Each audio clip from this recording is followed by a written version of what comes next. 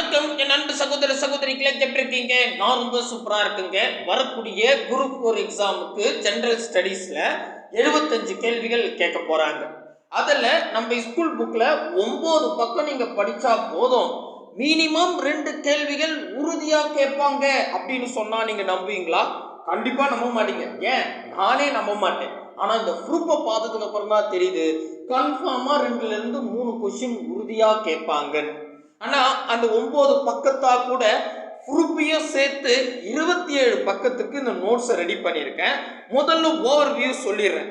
Overview சொல்லிட்டு அதுக்கப்புறம் இதை எப்படி டவுன்லோட் பண்ணணும் அப்படின்னு சொல்றேன். ஏன்னா ஒவ்வொரு கொஸ்டினா எடுத்து அந்த கொஸ்டின்ல எந்த புக்கில் எந்த இடத்துல எந்த பேஜ் நம்பர்ல கேட்டிருக்காங்கன்றத தெளிவா சொல்லியிருக்கோம். ரொம்ப இம்பார்ட்டன்ட் அப்படின்றதால ஃபுல் வீடியோ பாருங்க. முக்கியமாக நம்ம சேனலுக்கு நீங்கள் புதுசாக இருந்தால் சப்ஸ்கிரைபிள் பண்ணி வச்சுக்கோங்க. ஸோ என்ன தலைப்பு அப்படின்னு கேட்டால், 10ஆம் வகுப்பு புதிய சமூகவியல் புத்தகத்தில் குடிமியல் பகுதியில் இந்திய அரசியலமைப்புன்னு இருக்கும். அந்த யூனிட் தாங்க. இந்த யூனிட்ல மொத்தம் 9 பேஜ் தான் நம்ம புக்கில் இருக்கு. இந்த 9 பேஜில் 2025 குரூப் 4 இப்போ சிலபஸ் மாற்றத்துக்கு அப்புறம் நடந்த குரூப் 4ல் 2 கேள்வி நேரடியாக கேட்டிருக்காங்க. 2024 குரூப் 4ல் 2, 2022 குரூப் 4ல் 4, 2019 குரூப் 4ல் 4. அடேங்கப்பா. ஸோ இப்போ 2019 குரூப் 4 போது தான் புத்தகம் மாறிடுச்சு. அதுக்கு முன்னாடிலாம் சமச்சீர் புத்தகம் இருந்துச்சு. ஓகேவா? அதில் கூட பாருங்க, 2018 குரூப் 4ல் ஒன்று கூட கேட்கல. ஒரு எக்ஸாமில் கேட்கலாம் விடுங்க, பிரச்சனை இல்லை. 2016 குரூப் 4ல் 1, 2014 குரூப் 4ல் 3, 2013 குரூப் 4ல் கூட ஒரு கொஸ்டின் இந்த புது புக்கில் இருந்தே டைரக்டாக கேட்டிருந்தாங்க. கடந்த 10 வருஷம் குரூப் 4 கொஸ்டினை அனலைஸ் பண்ணி பார்க்கும்போது இந்த யூனிட்ல ரெகுலரா கொஸ்டின் கேட்குறாங்க அப்படின்றது மட்டும் தெளிவா தெரியுது.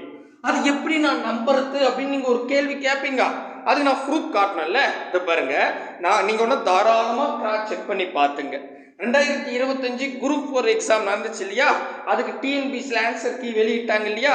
அதில் 187வது கொஸ்டின் எடுத்தீங்கன்னா அதில் என்ன கேள்வி கேட்டிருக்காங்கன்னா, கூற்று காரணம் அப்படின்ற மாதிரி கொடுத்துருக்காங்க. இந்திய அரசியலமைப்பு உள்ளடக்கம் கூட்டாட்சி அரசியலமைப்பாகும் அப்படின்னு கொடுத்துருக்காங்க. சரி, இந்த ஃபர்ஸ்ட் லைன் எங்க இருக்குது அப்படின்னு கேட்டா, நம்ம இந்த 10th புக்ல தான். பேஜ் நம்பர் வந்து 186வது பேஜ் நம்பர்ல நமக்கு என்ன கொடுத்துருப்பாங்கன்னா, இந்திய அரசியலமைப்பு சட்டத்தின் சிறப்பு கூறுகள் கொடுத்துருப்பாங்க. அதுல இங்க பாருங்களேன், கூட்டாட்சி முறை அரசாங்கத்தை, அதாவது மத்திய மாநில அரசுகள் ஏற்படுத்துகிறது அப்படின்னு சொல்லியிருக்காங்க. ஸோ ஃபர்ஸ்ட் கூற்று கரெக்டா? ரைட்டு. அதுக்கு அடுத்தது இங்க பாருங்களேன், அதுக்கு அடுத்தது காரணம்னு சொல்லிட்டு, இந்திய அரசியலமைப்பு ஐக்கிய அமெரிக்க நாடு USA போல இரட்டை குடியுரிமையை வழங்கியுள்ளது அப்படின்னு சொல்றாங்க. ஸோ அதுலயே பாருங்களேன், அதே பேஜ் நம்பர்ல நமக்கு ஒற்றை குடியுரிமை வழங்குகிறது அப்படின்னு கொடுத்துருக்காங்க. நமக்கு கீ பாயிண்ட் தான் முக்கியம், சரியா? ஸோ அப்போ இரட்டை குடியுரிமை கிடையாது. அப்போ கூற்று கரெக்டு, காரணம் தப்பு. அப்படின்னா எங்க இருக்குது? ஆப்ஷன் சி தான் சரியான விடை. இதை பாருங்க, பர்ஃபெக்டா இருக்கு. அப்போ இந்த புக்கு படிச்சிருந்தாவே இந்த கேள்விக்கு நீங்க அழகா ஆன்சர் பண்ணிருக்க முடியும். கரெக்டா? கரெக்ட். அடுத்தது இன்னொரு ப்ரூஃப் காட்டுறேன். இது 2024 குரூப் 4ல் 114வது கேள்வி. நான் சொல்றது எல்லாமே டிஎன்பிசி அஃபிஷியல் ஆன்சர் கீழே இருக்கும். பேஜ் நம்பர் இது அந்த கொஸ்டின் நம்பர். ஓகேவா? அதுக்காக தான் நான் சொல்றேன். இப்போ 114வது கேள்வி எடுத்துக்கிட்டா, எந்த ஆண்டு இந்திய அரசால் முதல் செம்மொழியாக தமிழ் மொழி அறிவிக்கப்பட்டுள்ளது அப்படின்னு கேட்டிருக்காங்க. இது 259வது பேஜ் நம்பர்ல நான் சொன்ன யூனிட் தான், சரியா? பேஜ் நம்பர் உங்ககிட்ட இருக்கிற புக்ல கொஞ்சம் மாறி இருக்கலாம், நீங்க அந்த யூனிட்ல பாத்துங்க. அதுல உங்களுக்கு தெரியுமா அப்படின்ற கலர் பாக்ஸ்ல இது பாருங்க, தமிழ் வந்து 2004 அப்படின்னு கொடுத்துருப்பாங்க. ஆப்ஷன் சி தான் சரியானது. இது ஒரு டைரக்ட் கொஸ்டின், சரியா? அதுக்கு அடுத்தது இன்னொரு ப்ரூஃப் காட்டுறேன். இது 2024 குரூப் 4ல கேட்டிருக்காங்க. எத்தனாவது கொஸ்டின்? 162வது கொஸ்டின். என்ன கேள்வி அப்படின்னு கேட்டா, கீழ்காணும் கூற்றுகளில் அரசு நெறிமுறைப்படுத்தும் கோட்பாடுகளை பற்றி சரியான கூற்றை கண்டறிக அப்படின்னு கேட்டிருக்காங்க. ஸோ அரசு நெறிமுறை கோட்பாடுகள் அது வந்து பார்த்தா இங்கே நம்ம புக்கில் இருக்குது. நான் என்னென்னு சொல்கிறாங்கன்னு பார்க்குறேன். ஃபர்ஸ்ட் ரோமன் லெட்டரில் சட்டப்பிரிவு 36 இருந்து 51 வரை அரசு நெறிமுறைப்படுத்தப்படும் கோட்பாடுகள் பற்றி கூறியுள்ளது அப்படின்னு சொல்றாங்க. அப்போ 36லேருந்து 51 இது எங்கே இருக்குது அப்படின்னு கேட்டால் பேஜ் நம்பர் 257 சரியா, 257வது பேஜ் நம்பரில் இது பாருங்கள். நான் அதை சொல்லியிருக்கேன் 36லேருந்து 51 வரைக்கும் ஹைலைட்டே பண்ணியிருக்கேன். அப்போ ஃபஸ்ட்டு ரோமன் லெட்டர் கரெக்ட். இப்போ ரெண்டாவது என்ன சொல்கிறாங்க, Roman letter doctor B.R. Ambedkar இதனை இந்திய அரசியலமைப்பின் புதுமையான சிற்பம் அப்படின்னு சொல்லியிருக்காரு. இது பாருங்க, புதுமையான சிற்பம் அப்படின்றது டாக்டர் B.R. அம்பேத்கர் சொல்லியிருக்காரு. அதுவும் நான் ஹைலைட் பண்ணி சொல்லியிருக்கேன். அப்போ ரோமன் லெட்டர் 2ம் சரி.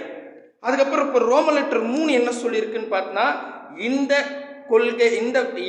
கொள்கைகள் நீதிமன்றத்தால் வலுக்கட்டாயமாக செயல்படுத்த முடியும் அப்படின்னு சொல்றாங்க. அது இங்கே பாருங்க, நீதிமன்றத்தால் வலுக்கட்டாயமாக செயல்படுத்த முடியாது. ஸோ முடியாதுன்னு இருக்குது புக்கில், இங்க முடியும் அப்படின்னு சொல்லியிருக்காங்க. ஜஸ்ட் அந்த ஒரு வேர்டு தான். அப்போ ரோமன் லெட்டர் 3 தவறு. அப்போ 1ம் 2ம் மட்டும்தான் சரி. அப்படியே டைரக்டா புக்கில் இருந்து வரியா அப்படியே கேட்டிருக்காங்க. கரெக்டா? கரெக்ட். இப்போ என்ன சொல்ல வரீங்க இங்க பாருங்க, அடுத்த கூத்து என்ன கூத்து அப்படின்னு கேட்டா, இதே 2025 குரூப் 4 எக்ஸாம்ல 186வது கேள்வி எடுங்க. அதுல ஒரு கேள்வி கேட்டிருக்காங்க. இதே 2024 குரூப் 4ல கேட்டதே தான். என்னன்னா, அரசு வழிகாட்டு நெறிமுறை மீதான சரியான கூற்றானது அப்படின்னு கேட்டிருக்காங்க. அதுல ஃபர்ஸ்ட் ரோமன் லெட்டர் என்ன கேட்டிருக்காங்கன்னா, அரசு வழிகாட்டும் நெறிமுறைகள் உறுப்பு 36 முதல் 51 வரை அரசியமைப்பில் கொடுக்கப்பட்டுள்ளது. ஆக்சுவலி இது அப்படியே போன குரூப் 4 தான். நான் எங்க இருக்குன்னா பாருங்க, நான் அதை எடுத்துட்டு வந்துட்டேன். எந்த பேஜ் நம்பரு 189வது பேஜ் நம்பர்ல பார்த்தீங்கன்னா 36லேருந்து 51 சொல்லியிருக்காங்க. So first Roman letter correct. Second Roman letter என்ன சொல்றாங்கன்னா, அரசியலமைப்பு உருவாக்கியவர்கள் இந்த, அதாவது அரசு நெறிமுறை கோட்பாடு தான் சொல்றாங்க. இந்த சிந்தனைகளை ஸ்பானிஷ் அரசியலமைப்பிலிருந்து பெறப்பட்டுள்ளதுன்றாங்க. நமக்கு இங்க ஸ்பானிஷ்னு ஒரு கீவேர்டே இல்லை சரிங்களா, நெறிமுறை கோட்பாடுல. அப்போ இது தவறு அப்படின்னு நம்ம முடிவு பண்ணிடலாம். சரி, ஓகே, ரோமன் லெட்டர் 2 தவறுப்பா. அடுத்து ரோமன் லெட்டர் 3 என்ன சொல்றாங்கன்னா, அரசு வழிகாட்டு நெறிமுறைகள் என்பது அரசியலமைப்பின் ஆன்மாவாகும். அன்னது அரசு வழிகாட்டு நெறிமுறை அரசியலமைப்பின் ஆன்மாவா? ஆமா, இங்க பாருங்க, போன குரூப் 4ல என்ன கேட்டாங்க, இதோ இருக்கு பாருங்க, அதோட நான் வச்சிருக்கேன்ல, இதை பாருங்க. இதுல என்ன சொல்றாங்க அப்படின்னு கேட்டா, இந்த இது இருக்கு பாருங்க, டாக்டர் B.R. அம்பேத்கர் இந்த அரசியலமைப்பை புதுமையான சிற்பம் என்று சொன்னாருன்னு சொல்லியிருந்தாங்க. அதுதான் அங்க புக்லயும் இருக்குது. ஆனா ஆன்மான்னு சொல்றது கரெக்டா அப்படின்னு கேட்டா தவறு தானே? எஸ். ஏன்னா இங்க பாருங்க, அங்கேயே அதே பேஜ் நம்பர்ல இங்க பாருங்க, சட்டப்பிரிவு 32 இந்திய அரசியலமைப்பின் இதயம் அல்ல மற்றும் ஆன்மாவாகும் அப்படின்னு சொல்லியிருக்காரு. அப்ப இது தப்பு தானே? கரெக்ட் தானுங்க? ஐ மீன் தப்பு தானே இது ரோமன் லெட்டர் 3? ஆமா. ஆனா கொஸ்டின்ல ரோமன் லெட்டர் 1, 3 கரெக்ட்னு சொல்லியிருக்காங்களே. மேபி நான் தப்பா சொல்றேன்னா சரி, நீங்களே கமெண்ட் செக்ஷன்ல சொல்லுங்க எது கரெக்டு. மேபி நான் தான் தப்பா சொல்றேன். கவர்மெண்ட்லாம் கரெக்டாக தாங்க கொடுக்கும் டிஎன்பிசி. ஸோ நான் தான் தப்பா சொல்லியிருப்பேன்னு நினைக்கிறேன். சரி, கீழே அப்படியே கொஞ்சம் திட்டி விட்டுருங்க. ஸோ இந்த மாதிரி நான் என்ன பண்ணியிருக்கேன், இந்த கொஸ்டின்லாம் அனலைஸ் பண்ணி பார்த்து. இது மட்டும் இல்லைங்க, இது இப்போ 2025 24 பார்த்தோமா, இங்க பாருங்க 22 குரூப் 4ல 1 2 பார்த்தீங்கன்னா அடிப்படை கடமைகள் இருந்து கேட்டிருந்தாங்க. இன்னொரு கேள்வி அடிப்படை உரிமையில இருந்து கேட்டிருக்காங்க. 2 கேள்வி சரிங்களா. ஸோ இதை அப்படியே லிஸ்ட் அவுட் பண்ணி கொடுத்துருக்கேன். இதுல முக்கியமான விஷயம் என்னன்னா, இந்த செம்மொழி தமிழ் மொழி எந்த ஆண்டு அறிவிச்சாங்க கேட்டாங்க இல்லையா, அதே பாக்ஸ்ல 2022 குரூப் 4லையும் ஒரு கொஸ்டின் கேட்டிருக்காங்க. சரியா, அதையும் கொடுத்துருக்கேன். அதுக்கு அடுத்ததான் இங்க பாருங்க, முடிஞ்ச அளவுக்கு எல்லா கொஸ்டினும் கொடுத்துருக்கு. இப்போ 2019 குரூப் 4 எடுத்துக்கிட்டா ஆக்சுவலி இந்த கொஸ்டின் தப்பு. ஏன்னா இன்னும் ஆன்சர் அவங்க இன்னைக்கு வரைக்குமே அவங்க ஆன்சர் அப்டேட் பண்ணல. இருந்தாலும் இந்த கேள்வி பார்த்தீங்கன்னா அடிப்படை கடமையிலேருந்து கேட்டிருக்காங்க. அதுக்கான புக் ப்ரூஃபும் கொடுத்துட்டேன். 2019 2 கேள்வி இல்லையா, அதை அப்படியே கொடுத்துருக்கேன். நெக்ஸ்ட் பார்த்தீங்கன்னா இங்கே பாருங்க, முடிஞ்ச இல்லை 2019 4 கேள்வியா, ஓகே, நீங்களே பார்த்துங்க, நான் தெளிவாக கொடுக்குறேன், நீங்களே செக் பண்ணிங்க. அதுக்கப்புறம் 2018 ஒரு கொஸ்டின் கூட கேட்கல. ஆனால் 2016 பார்த்தீங்கன்னா ஒரு கேள்வி கேட்டிருக்காங்க, அதையும் நான் கொடுத்துட்டேன். நெக்ஸ்ட் 2014 குரூப் 4ல 2 கேள்வி கேட்டிருந்தாங்க, அதையும் கொடுத்துருக்கேன். சரியா, அதுக்கப்புறம் இங்க பாருங்க 2013 நாங்கள் சொல்லவே இல்லை, இங்கேயும் இருக்குது, இதையும் கொடுத்தாச்சு. ஸோ இவ்வளோதான் 15 பக்கத்துக்கு நான் தெளிவாக உங்களுக்கு ப்ரூஃப் கொடுத்துருக்கேன். இது எல்லாமே குரூப் 4 கொஸ்டின். நீங்கள் இதை குரூப் 2ஓ இல்லை குரூப் 1ஓ இல்லை மற்ற எக்ஸாமோட கம்பேர் பண்ணக்கூடாது. நீங்கள் குரூப் 4 படிக்கிறீங்கன்னா குரூப் 4 தரத்தில் தான் நீங்கள் படிக்கணும். குரூப் 2 எடுத்தீங்கன்னா அங்கே வேற மாதிரி கேட்பாங்க. சரியா? இதே யூனிட்ல வேற மாதிரி இருக்கும். ஓகேங்களா? ஸோ அதை கூட போட்டு கன்ஃபியூஷன் ஆனால் கண்டிப்பாக நம்மளால என்ன பண்ண முடியாது, டைரக்ட் கொஸ்டின் எடுக்க முடியாது. நீங்கள் என்ன தரத்தில் நீங்கள் 10வது தான் படிச்சுக்கிறீங்க, ஐ மீன் நீங்கள் என்னென்னா படிச்சிருங்க, பிஹெச்டி கூட படிங்க, ஆனால் அந்த எக்ஸாமோட குவாலிஃபைடு வந்து 10th படிச்சிருந்தா. இது குரூப் 4. இதே குரூப் 2ல 10th படிச்சிருந்தா எழுத முடியுமா? முடியாது இல்லை. ஸோ அப்போ 10th ஸ்டாண்டர்டில் எப்படி கொஸ்டின் கேட்குறாங்களோ அந்த வேலை நீங்கள் படிச்சிங்கன்னா உங்களுக்கு ரொம்ப ஈஸியாக இருக்கும். சரிங்களா? அந்த யூனிட்டும் இதை பாருங்க தெளிவாக கொடுத்துட்டேன். 9 பக்கம் தான் இருக்குது. அழகாக படிங்க. படித்து முடிச்சிட்டிங்கன்னா நமக்கு 2 கொஸ்டின் கன்ஃபார்ம் ஆகிடும். ஆக 75 கேள்வி ஜெனரல் ஸ்டடீஸில் கேட்குறாங்க. அதில் இப்போ நீங்கள் 2 கேள்விக்கு ரெடி ஆகிட்டீங்க. இன்னும் 73 கேள்வி தான் படிக்கணும். அடே இந்த மாதிரி நம்ம என்ன பண்ண போகிறோம்னா மிக மிக முக்கியமான லெசன்ஸ் எல்லாமே அழகாக பொறுக்கி எடுத்து உங்ககிட்ட கொடுக்க போகிறோம்.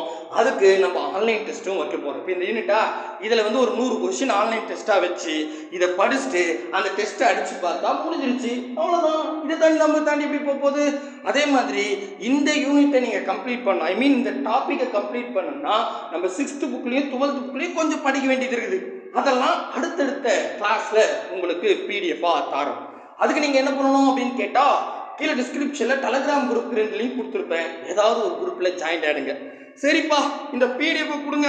சரி, இன்னைக்கு நல்ல நாள், முதல்ல படித்து வச்சுடுவோம், வருதா இல்லையோ படிச்சுடுவோம் அப்படின்ற மாதிரி படிப்போம். சரியா? வரும். ஆனால் 2 கொஸ்டின் கீழே டிஸ்கிரிப்ஷனில் இப்போ டெலகிராம் குரூப் லிங்க்லாம் இருக்குன்னு சொன்னேன் இல்லையா? அப்படியே கொஞ்சம் கீழே வாங்க. வந்தீங்கன்னா பிடிஎஃப் அப்படின்னு எழுதிருப்பேன். பிடிஎஃப் அப்படின்னு இருக்கும். அங்கே ஒரு லிங்க் இருக்கும். அதை கிளிக் பண்ணுங்க. கிளிக் பண்ணி நம்ம வெப்சைட் போகும். நம்ம வெப்சைட் போனால் ஒன்றும் இருக்காது, எங்கே பார்த்தாலும் விளம்பரம் தான் இருக்கும். கடக்கட்டும். அப்படியே கீழே வந்தீங்கன்னா 2 விளம்பரத்துக்கு நடுவில் டவுன்லோட் ஹியர் அப்படின்ற ஒரு ப்ளூ கலர் பாக்ஸ் இருக்கும். அதை கிளிக் பண்ணுங்க. அதை கிளிக் பண்ணால் ஒரு 15 செகண்ட் அங்கே வெயிட் பண்ணுற மாதிரி இருக்கும். டைமரோட 15, 14, 13, 15 செகண்டுக்கு அப்புறம் டவுன்லோட் நவ் அப்படின்ற ஒரு ப்ளூ கலர் பாக்ஸ் வரும். அதை கிளிக் பண்ணால் ஆட்டோமேட்டிக்காக டவுன்லோட் ஆகிடும். இது ஃபர்ஸ்ட் நோட்ஸு. ஸோ கூடிய சீக்கிரம் அடுத்தடுத்த இதில் செகண்ட் நோட்ஸ், தேர்ட் நோட்ஸ்னு ஒரு நோட்ஸ் எடுத்தால் ஒரு கொஸ்டின் மினிமம் வரணும். அந்த மாதிரி பிளான் பண்ணுவோம். ஒரு 50 நோட்ஸை படிப்போம். அழகாக நம்ம 60, அதாவது 75 கேள்வி கேட்குறாங்க இல்லையா? அதில் மினிமம் 45லேருந்து 50 கேள்வி எடுப்போம். சூப்பரில் ரைட்டு. கூடவே வாங்க, அரசு வேலையோடு போங்க. நோட்ஸ் எப்படி இருக்குதுன்றத மறக்காமல் கமெண்ட் செக்ஷனில் சொல்கிறேங்க. பாய் பிரதர் அண்ட் சிஸ்டர்.